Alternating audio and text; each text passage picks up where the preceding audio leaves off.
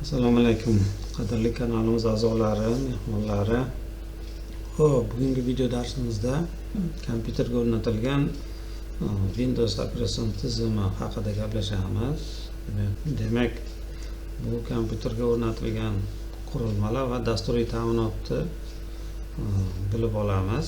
Xo'p, uning uchun sichqonchani pust tugmasiga olib kelamiz va chap tugmasini bir marta bosamiz.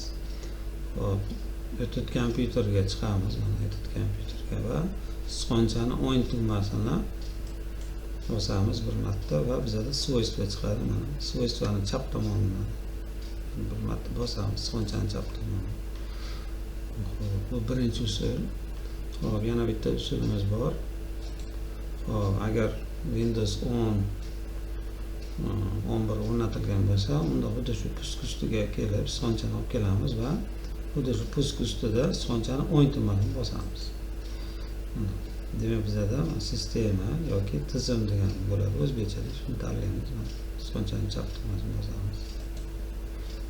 Bu demak ikkinchi usul bo'ladi. Xo'p, demak, mana bizda keyingi oynamiz ochildi. Demak, bu oynada kompyuterimiz haqida to'laqonli ma'lumotlar beriladi. Hop, demak, bu oynada asosan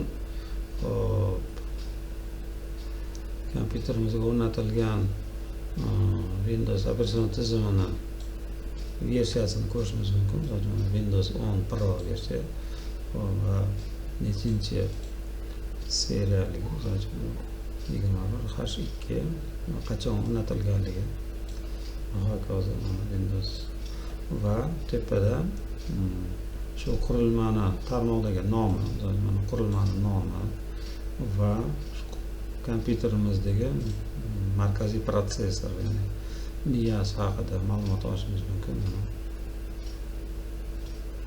Undan keyingisi operativ xotira, nechilik. Bu yerda yana darsha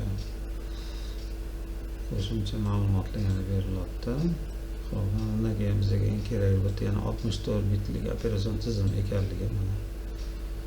Xo'p, undan keyin bizda monitorimiz sensor yoki sensor emasligi haqida ham ma'lumot olsak bo'ladi. Xo'p, demak, bu oynada bizda qisqa va aniq ma'lumot berilgan kompyuter haqida. Hop,